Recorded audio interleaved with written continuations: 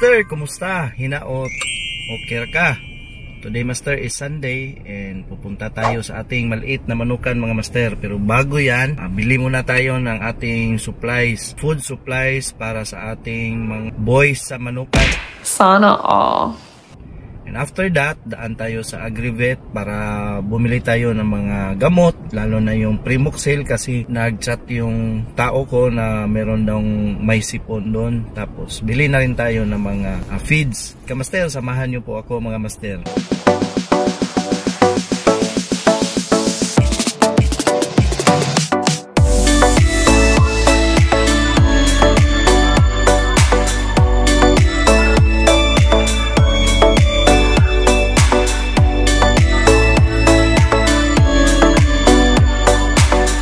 Mga master, tapos na po tayo mag-grocery. Tapos punta muna tayo doon sa bilihan ko ng TP, rubber TP. Kasi may isang lugar doon sa ating backyard na pwedeng paglagyan ng dalawang manok. So lalagyan ko yun ng dalawang TP doon, ha? Na, sama tayo mga master. Ito lang yung nabili natin ngayon mga master. Dalawang malaki at saka dalawang maliit kasi hindi magkasya sa likod ng sasakyan. Next time magdala tayo ng multicab. Mas maganda sana yung fiber cement yung nakita ko kay Sabong Pinas, pero wala na ba iba dyan? Wala man yun dito sa Cebu. Sige master, punta na tayo sa Agrivet. Samahan nyo po ako. Dito tayo sa Tabunok mga master. Bili lang muna pala tayo. Bili tayo ng tuyo para sa mga boys kasi gustong gusto nila yung tuyo. Mga master, dahil hindi pa umuusad yung pila dito para sa parking, mag-i-edit lang muna tayo ng mga videos natin. So ito yung ginagawa ko. I-maximize ko talaga yung time ko. Pag ganitong walang ginagawa, nakahintay lang tayo sa pila, gamitin ko muna yung time para mag-edit. Dito lang ako sa cellphone nag-edit. Saludohan kita. Hey! CapCut yung gamit ko sa pag-edit ng mga videos ko. Gaya ng sa akin, wala akong background, hindi ako IT. O nasa legal or law yung natin, saka administration yung nasa yung background natin, yung pinag-aralan. So malayo talaga yung pag-edit. So we learn araw-araw, no? One step at a time. It's so heartwarming for me na makarinig ng mga positive comments na sasabi maganda yung videos. Bola lang yan. So meaning nag-i-improve pala tayo. So na patunayan ko na kahit late na kang mag-umpisa sa mga bagay-bagay na gusto mong matutunan, pwede pala, no? So i-practice mo lang, tukan mo yan ng time, effort, everyday mong gawin kasi araw-araw meron kang matutunan talaga. I-edit mo na ako mga master, ha? Di totoo yan.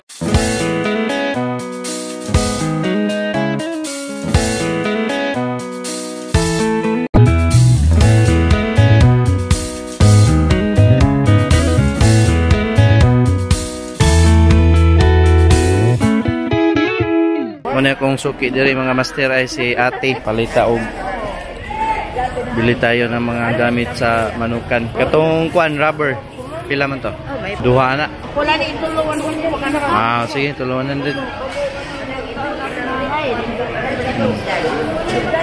Wala ka magda, silhik. Asa man?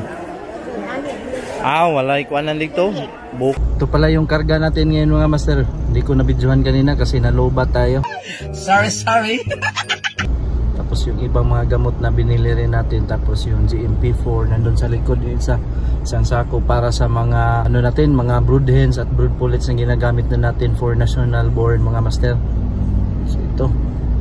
Then bili muna tayo ng bigas para dalhin natin doon sa manukan para sa supplies ng ating mga boys doon. Dito pala tayo bumibili ng bigas master. Papel po kukuan 1.5 nga Coke. Ito na yung mga presyo ng bigas ngayon master. Dati yung binibili ko nasa lang yun, 39, 38. Ngayon nasa 55 na daw yung kilo. Dili tag 20 kilo? 21 po sir. 21. Pusta tayo mamili ng bigas mga master. Yung pagkain ng mga warriors natin tapos na rin. So it's time for us to go na sa manukan doon sa backyard sa bundok. Lika master. Tumawag yung handler natin na meron na tayong bisita sa manukan. So may bayar daw doon. Ay, salamat na lang, makabili naman tayo ng ano, makabili tayo ng isda. Di totoo yan.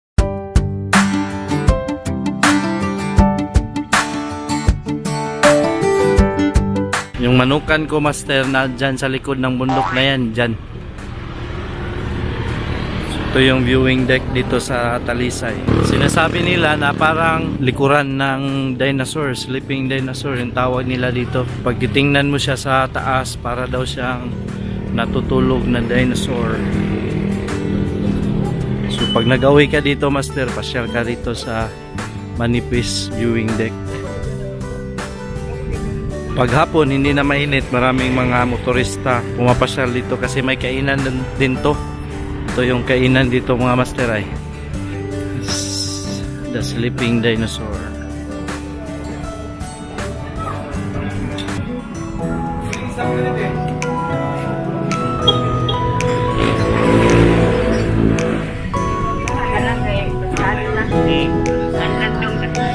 Oh, hangin kayo.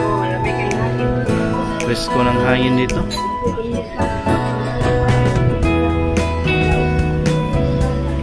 Wow!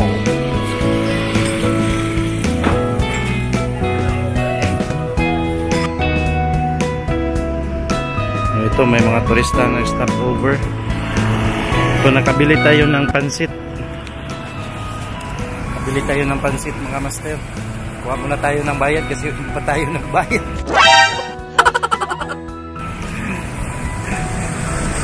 Huwag na tayo ng bayad, master.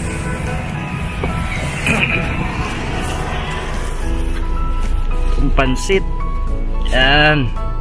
Pagkain ng mga bataan.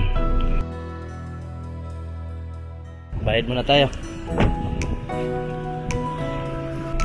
So pag nagawi kayo dito, master, dan muna kayo dito sa the sleeping dinosaur kasi libre lang, walang bayad, maganda yung tanawin, presko yung hangin. At saka meron din sila kantin na nabibenta ng pagkain. So tipid na yun. Pwede rin magbaon din kayo. Tambay-tambay kayo pag mga 4 o'clock. Wala naman ng init na, wala ng ano, araw. So pusit tayo, mga masters, doon sa ating backyard.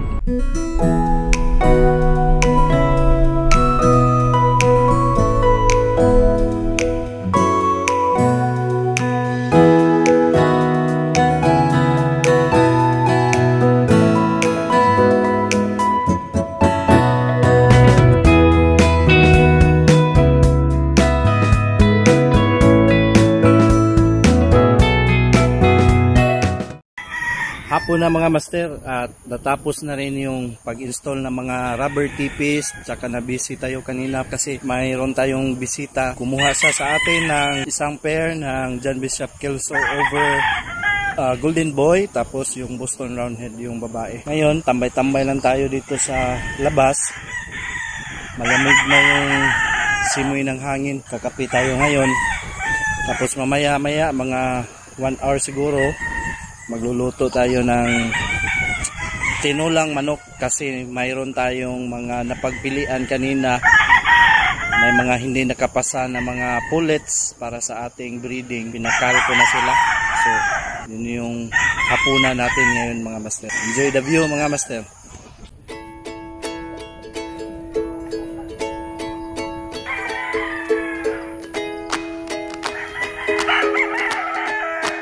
Magluluto pala tayo ngayon, master. Luto ako ng hapunan. Ginamos.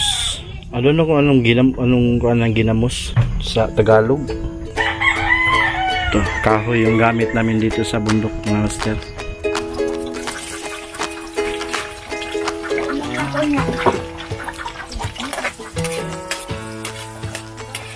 Ang kuwalig to. Saging.